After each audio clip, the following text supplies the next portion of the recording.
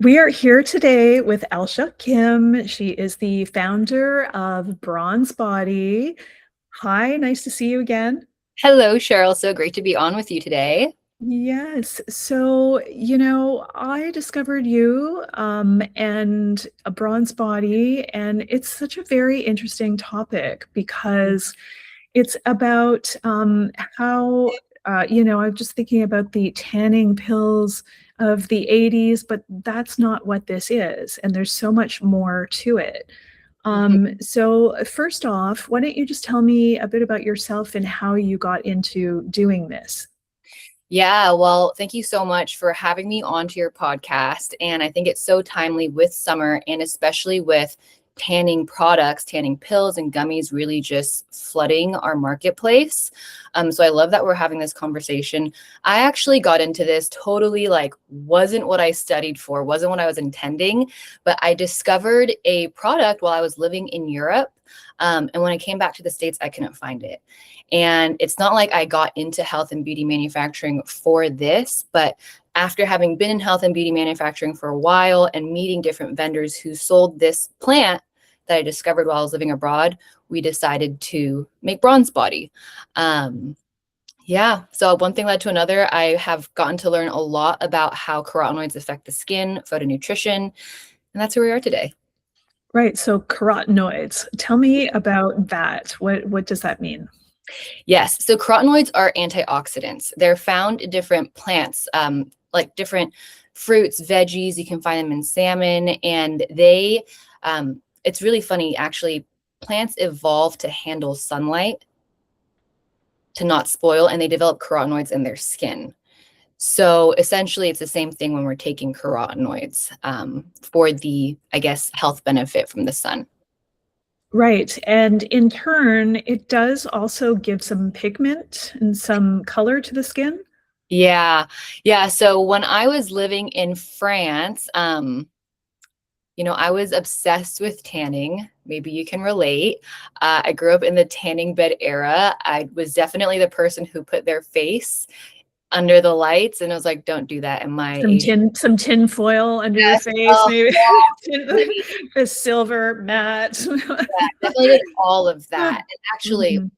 that is something I want to share that just like opened my eyes to this. But I was very obsessed with getting color, and my friend in France, she's Moroccan. She was like, "Hey, why don't you just try this spice called curcum in French? It's annatto in English." And she's like, "Oh yeah, it helps you get a tan." Lo and behold, it's actually much more than that. It's a very potent antioxidant, and it builds up your skin's barrier to make it naturally more resilient in the sun. And then, like we're talking about, the carotenoids actually deposit in the upper layer of the dermis. But that's how I discovered it. But to go into photonutrition, like this is kind of a tangent. But my friend, when we were vacationing in Italy, the same friend, he got like really, really burned. I'm talking, he looked purple because he fell asleep with aluminum oil and olive oil, or aluminum foil and olive oil on him. So my friend, she was like, well, why don't you just try tomatoes? And he's like, what? I have a third-degree burn and you're suggesting tomatoes, And she was like, no, my grandma has always said tomatoes are really good for you. So we buy tomatoes that evening and he's cutting them up. He's about to eat them. And she's like, no, you put them on your skin. Hmm. Like, have you ever heard of that before? No, I haven't. I've heard of aloe for burns for sure Yes. because the vitamin E in it and it's soothing, but I've never heard of tomatoes. So aloe is really great to soothe, make it reduce the irritation. But basically, she was like, no, you put it on your skin. So we're like, okay, this is crazy. But he went to bed with like tomatoes covering his back. The next morning, Cheryl, no burn. Wow. No burn, no pain. So obviously this led me kind of into this rabbit hole of searching. And what it is tomatoes have one of the most potent antioxidants called lycopene. And lycopene has been studied for decades for its natural sun resilience properties and anti-inflammation. It can be topical or ingestible. So yeah, that was when I got to like really witness firsthand while living there. Oh, like there's this whole other side of nutrition for our skin and resilience that I don't know about. And so when I came back, like I said, I didn't get into health and beauty manufacturing, but I think one of the great things that for where I am today. Cause I used to feel kind of bad, like, oh, I'm not a doctor, like, why should I be in supplements? But honestly, it's because I approached it as a consumer. I approached it as somebody who I don't want to take anything that I'm actually not taking myself. So I really built it for myself first. Yeah, so it's really just opened up this whole door, and I think it's only growing in the US right now. Right. So we're talking about this process, and we did have this conversation before where it's not in lieu of SPF, it's in conjunction with it, because it does offer some form of SPF, so to speak, but like from naturally what our skin does, how it protects from the sun. But you're saying don't use that in replace of an SPF topical product. Yeah, I would even say I wouldn't even compare it to SPF at all. Mhm. It is not like an SPF. It is not like a sunscreen, and they work on completely different planes. SPF is really, if you want to think about it, like a shield on the outside of your skin, whereas photonutrition, I mean, photo means light. So it can be blue light, it can be UV light, and nutrition is literally just nutrition that supports your body. So it's nutrition that supports your body in conjunction to light. Um, SPF, like I said, works on the outside, but photonutrition is their antioxidants that are supporting your body's natural defenses in response to our sunlight and to sunlight exposure. And I think this brings up a very critical distinction, which we talked about, which I would love to get into the difference between melanin, a tan versus carotenoids. Mhm. Um, you see a lot of products out there today that say sunless tanning or tanning gummies. I don't know if you've seen it on Amazon, but in the last, when we started like early 2000s to today, it's a completely different marketplace. A new tanning gummy is popping up like every day because, things go viral online. But there's a big distinction. So for one, a tan, and this is all stuff that I learned as I was going along, a tan is actually a stress response. Our body is going through a stress response to UV light. So when the UV triggers us, our body's like, oh, okay, how do I react? And then we darken. Now we know what happens if we continue to get UV exposure, right, past our threshold. Then we get red, the erythema, which is irritation or sunburn. So the tan is just the first level of that. Mhm.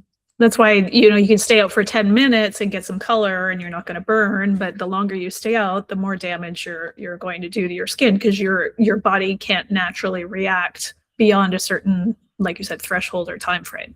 Yes, exactly. Like we can only handle so much UV light at once. Mhm. Mhm. Whereas carotenoids, they are quite literally just pigmentation in our skin lipids.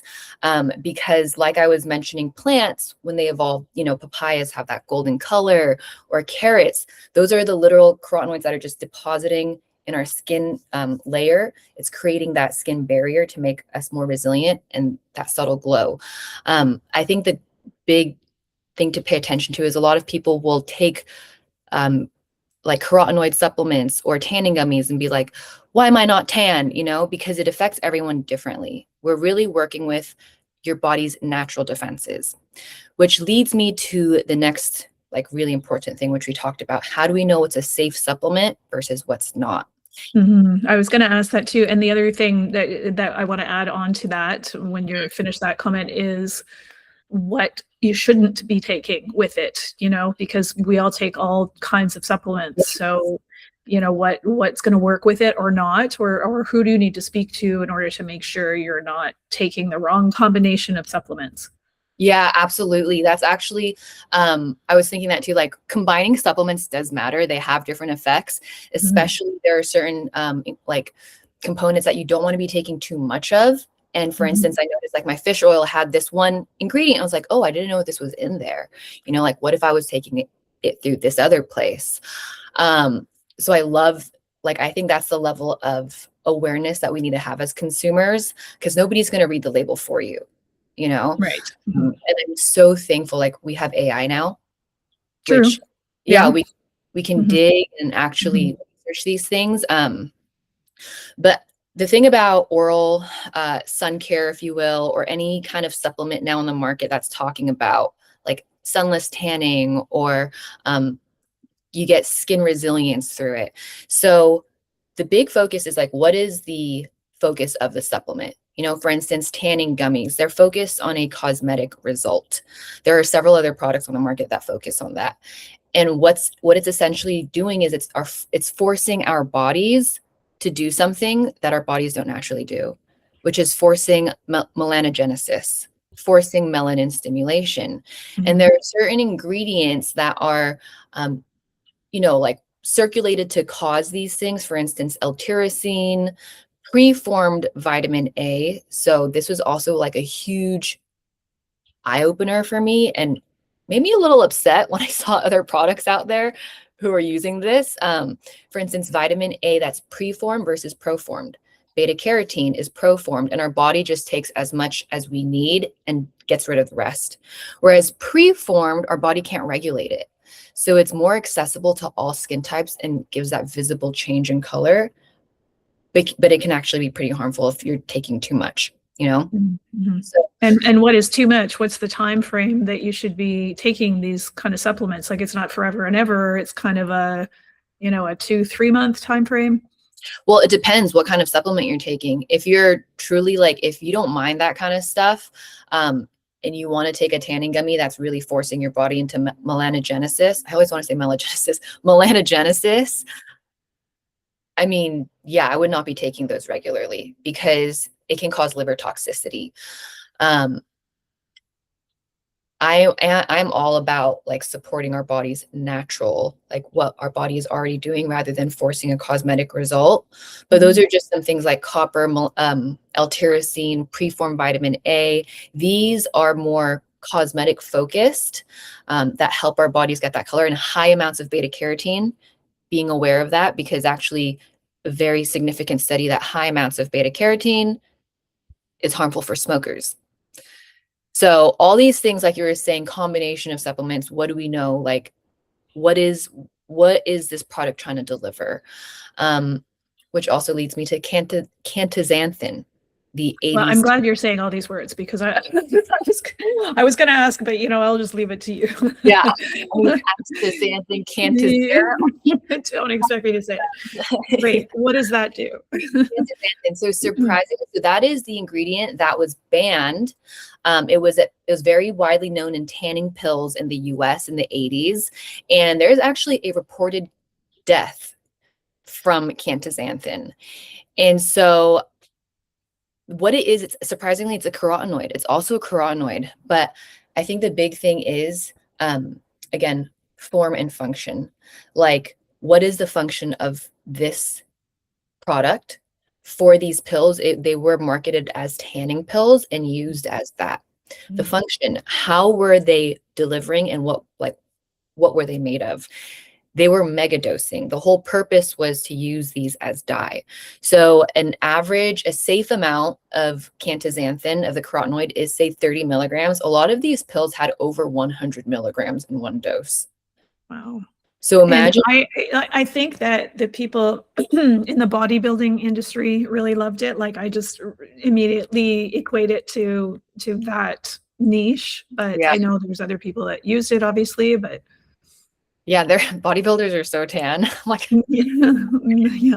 Thank God for spray tans. But yeah, it was just, I mean, mega dosing on any supplement like that will be harmful for you, you know? And so that is, again, knowing the dosages of what you're taking. What is the function of it? What are they wanting to deliver? If it's a cosmetic result, you know, just definitely be careful of like, is this in the benefit of your health, or like, yeah, or are we working with your body? And the other thing, which we briefly talked about, is that something to be really careful for. I think, you know, I hate that this category has become so taboo in a sense and so scarred, because in Europe, it's really not like that. Mm-hmm. But because their ingredients and their certifications are so much higher than the US. So, you know, you're getting something safer and tried, true, and tested from Europe versus what's allowed to be sold in the US? Yeah, honestly, that was part of when I got started in this was pretty shocking to me. Because, and just to like tie up on the Europe thing, these products are sold in the pharmacies. You know, you just go in, you don't even need a subscription, a prescription when you go to the pharmacy in France. They're over the counter. Yeah. Yes. Like you're Right. like, hey, But this isn't what, but Bronzebody is not a prescription either. no, It's an over the counter supplement. yeah, it's over the counter. And I was just sharing, like in Europe, these things are sold in the pharmacy because it's credible and the whole culture is just different. But the whole thing about like European standards for beauty and food and everything versus here, when I started, I was honestly pretty like shocked and surprised with how easy it is for anyone to just get into this and how little visibility you have into the process unless you're very active about it. You can literally go to any I don't want to say any manufacturer, but be like, hey, I want this product. Here's what I want to pay you, figure it out. And they're like, oh, okay. And they'll find the ingredients, you know, they'll do the things, they'll fill it. And unless you're like, hello, hey, where did you get that? How much are you putting in? Where is that source from? Was it tested? You won't have that visibility. Right. And which is what you've done. You've gone through this process and you're coming from European standards and you understand all of the potential harmful effects and situations that you've mentioned here. So I mean, I love your perspective from it and the whole, you know, what I call it, the glow from within, because I truly believe that what we put in our body, I believe it's a fact, is what comes out, right? So, you know, our skin being our largest organ. So what would be the main purpose for somebody to take Bronzebody? For me, I think it's just for anyone who loves being in the sun and wants to give their body extra support. But the main purpose, I'd say, is think about it this way. 90% of skin aging is not up to 90%, according to the World Health Organization, is caused not by our age, but by the sun. So if that's a big percentage, that's huge. 90%, that's insane. Yeah.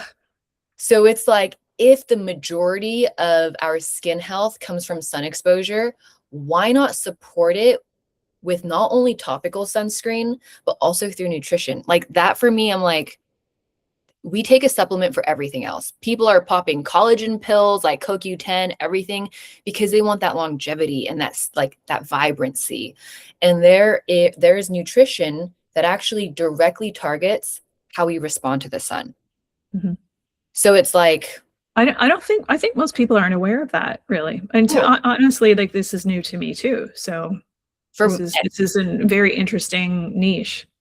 Yeah, most people, I almost 9 out of 10. I think I've had a few people say, oh yeah, I know about like antioxidants for sun skin health, but most people are like, no, I've never heard of that. So when I was in Europe and my friend told me about it, I was also like, what? How is this like not more known? So yes, anyone who wants to support their skin in addition to regular SPF practice for their skin health. Right. And so what's the time frame? How long should you be taking these supplements? Is it like one pill a day kind of thing? Yeah. So based off of clinical research, they say carotenoids take 4 to 8 weeks to deposit into our skin. So one of the key differentiating factors between, because there are other popular, some very credible oral sun care supplements on the market, but they are focused on a plant called Polypodium leucodermis, PLE for short. But the key differentiating factor between PLE and carotenoids is that carotenoids actually take time to build up in your skin and they really become a part of your skin structure. So that takes 4 to 8 weeks in the maintenance. PLE, on the other hand, it's fast acting, it's water soluble. You take it, it exits within like 2 hours. But yes, for our product, we recommend 4 to 8 weeks. 4 to 8 weeks. So 4 to 8 weeks, and then you stop and give it a break or maybe somehow maintain it. And does that mean you do have some kind of a glow? Like, will you have some noticeable difference in your skin? Yeah, I mean, that has been reported to us by many people. There's also several studies done on it, on carotenoid glow in the skin, the pigmentation, how people perceive it. So surprisingly enough, there was several studies done on like attractiveness. They use the same face, and like carotenoid pigmentation versus a UV induced tan. And unanimously across different cultures, they chose the carotenoid because it signaled health and nutrition versus like more sun stress, if you will. So there's definitely research out there that shows carotenoids do give that warm glow. But I also just want to like say very clearly, you know, everyone's skin is different. And I think a lot of people who are reaching for these products, you know, tanning gummies or the carotenoids, they have fair skin because people are wanting to get that color. And so it's not, especially with an all natural product that's not forcing melanogenesis, you might not be like, we talked about this, looking like Versace, Giovanni Versace. Donatella. Yeah, Yes. But you know, you still get the health benefits. You still have that added like astaxanthin. There were studies done on improved elasticity, so improved skin tone. All of those things I would say add to glow, right? But it might not be a darker pigmentation or like a very colored pigmentation. And I also think that's totally okay. Like, yeah, no, I mean, sometimes a subtle glow is a natural, noticeable thing. Like, it doesn't have to be so extreme. And and you might find that others will notice that in you. It's like, somehow you're glowing. What is that? It's Bronzebody. So this is great. And where can we find Bronzebody? So Bronzebody, we're available online, shopbronzebody.com. We're also available on Amazon. We're on TikTok and hopefully in retailers soon. So great. How long have you had it now? How long has it been in retail? Not in retail yet. Okay. Yeah. So I'm hoping at the end of this year, we have some conversations lined up. We'll see. Yeah. Right. And so far we can get it directly from you though.